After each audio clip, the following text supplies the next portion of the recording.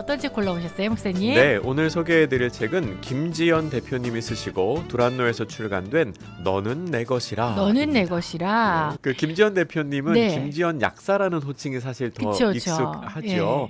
예. 실제로 약사로도 일하셨고요. 보건의료 그리고 중독 상담 쪽으로도 공부를 많이 하신 분이십니다. 현재는 사단법인 한국가족보건협회 대표 그리고 차세대 바로세우기 학부모 연합 상인 대표로 섬기고 계십니다. 김지연 대표님은 다음 세대를 무너뜨리는 가장 주요한 도구가 성이라고 강조를 합니다. 네. 그래서 크리스천 양육자들이 다음 세대에게 성경적인 가치관을 심어주고 그들이 하나님의 자녀로 성장할 수 있도록 가이드라인을 잘 제시해야 한다고 주장을 합니다. 네. 많은 강의와 저술을 통해서 성경적인 성교육을 전파하고 계신 분이십니다. 이 책은 서문에서 2016년도에 캘리포니아 주법으로 제정된 청소년 건강 법안을 먼저 소개하고 있습니다.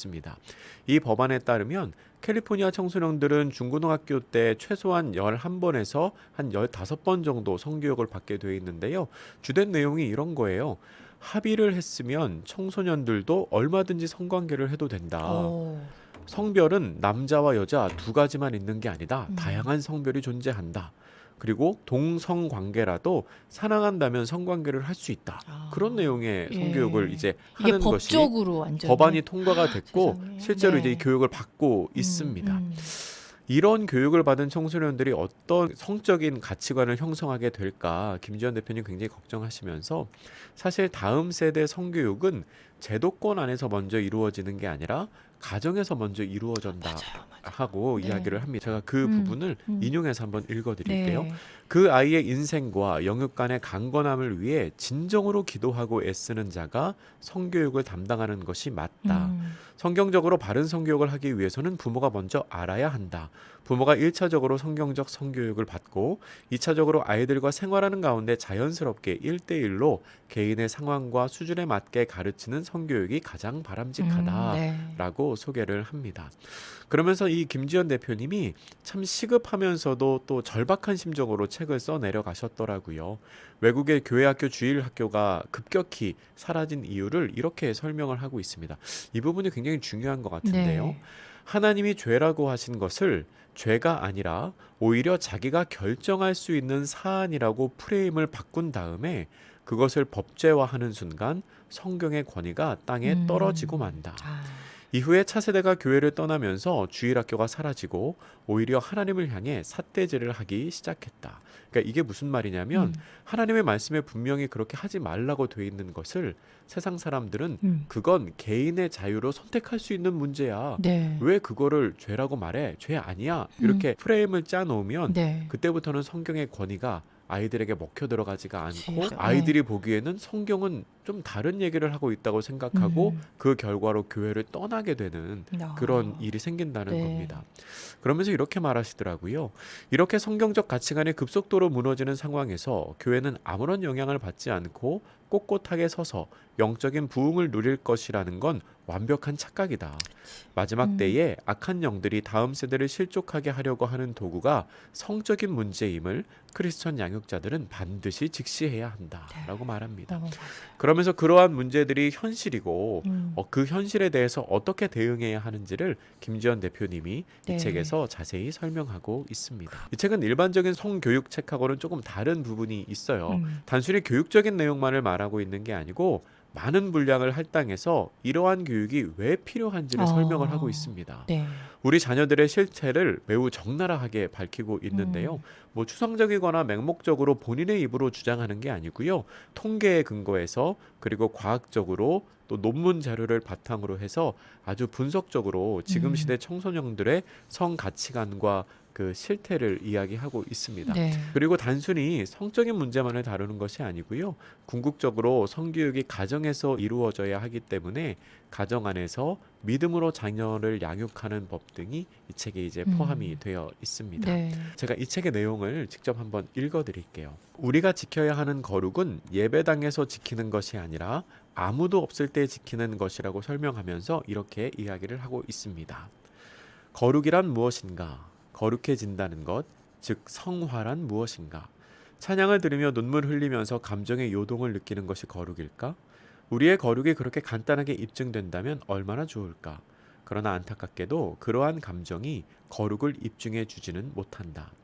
오히려 찬양 예배가 끝난 뒤 집으로 돌아가서, 즉 삶의 현장에서 자신의 가족과 이웃과 원수를 대하는 태도에서 우리는 그것이 어떤 눈물이었는지를 가늠해 볼 수 있다. 어두운 밤, 아무도 없을 때 스마트폰, 컴퓨터, 노트북 앞에서 무엇을 보고 즐기느냐가 낮에 찬양 예배 시간에 흘렸던 눈물의 실체를 말해준다. 우리는 매 순간 스마트폰으로도 엄청난 영적 전쟁을 치러내야 하는 상황 가운데 놓여 있다라고 말합니다. 맞아요. 그리고 또 이런 부분이 있어요. 성교육을 하기 위해서는 준비가 필요한데요. 가장 중요한 준비가 자녀들과 소통하는 것입니다. 네. 근데 어떻게 소통할 수 있을 것인가? 그 방법 중에 하나로 10초간 안아주기를 제안합니다. 10초간? 10초 동안 이런 이야기 하시더라고요. 죄악의 쓰나미 속에 서 있는 우리 아이들을 바라보고 있노라면 달려가서 안아주고 싶다. 필자는 고등학생과 중학생 두 아이를 자주 안아주는 편이다. 특히 자녀가 미성년자일 때 많이 안아줄 필요가 있다. 안아줄 수 있을 때 많이 안아주어라. 가족 구성원 간의 친밀함은 순수하게 표현하는 자연스러운 스킨십, 신체 접촉을 통해 이루어진다. 그리고 그러한 스킨십은 잘못된 음욕을 불러일으키는 것을 막아준다.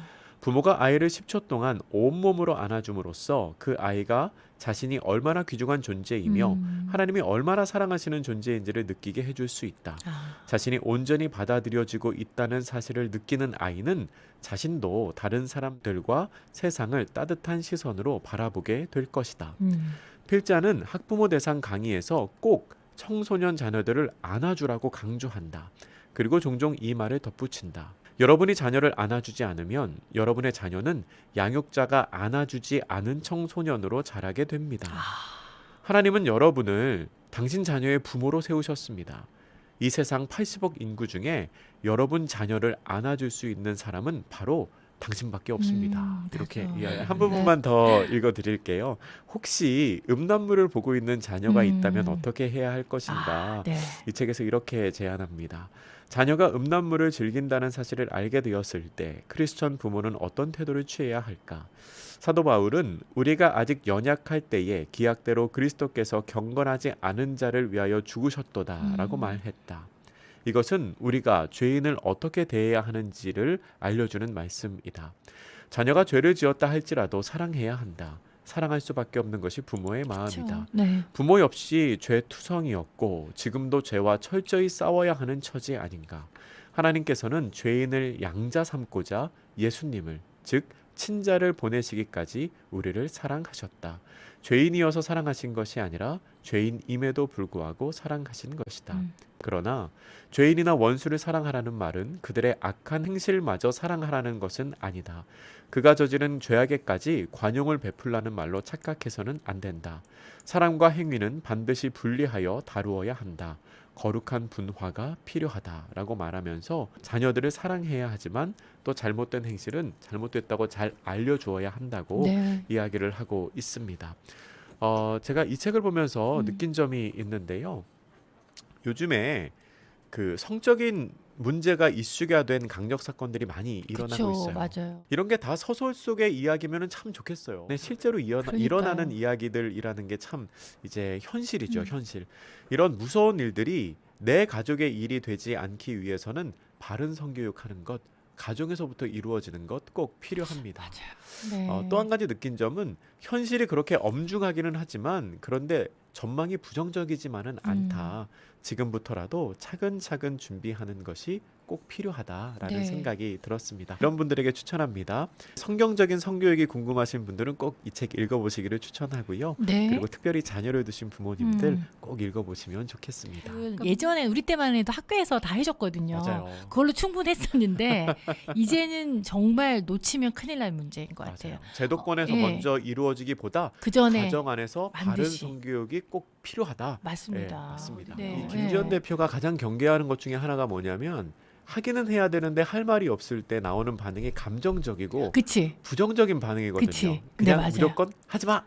나빠. 그건 어. 아니야. 근데 그렇게 해서는 아이들이 오히려 마음의 문을 닫는 그렇죠, 결과가 되기 그렇죠. 때문에 네. 정말 지혜롭게 접근하는 게 아이들의 필요합니다. 질문에 대해서도 좀 답변할 걸 준비도 좀 해야 되고, 맞아요, 예. 맞아요. 아마 그런 자료들로 활용하시고 하기에는 참 좋은 책이 아닐까 싶은데요. 두란노에서 출판됐습니다. 김지연 대표의 너는 내 것이라 네. 오늘 여러분께 추천 도서를 소개해드렸습니다.